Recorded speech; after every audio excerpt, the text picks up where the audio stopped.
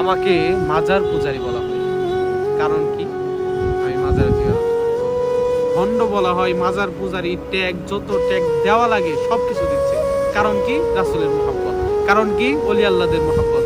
কারণ কি? মাজার শরীফ জিয়ারত। কারণ কি? দাঁড়ায় দাঁড়ায় রাসূলকে কিয়াম করে সালাম প্রদান করা। কারণ কি?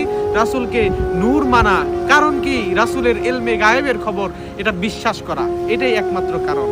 হায় রে, যেই কবরে যাওয়ার পরে আপনাকে দুনিয়ার কোনো মানুষ চিনবে না, যেই কবরে যাওয়ার পরে আপনাকে সাহায্য করার মতো কেউ থাকবে না, সেই কবরের মধ্যে আপনার আমার একমাত্র যিনি থাকবে, একমাত্র সাথী যিনি থাকবে, তিনি হলেন সাইয়্যিদুল মুরসালিন রাহমাতুল লিল আলামিন।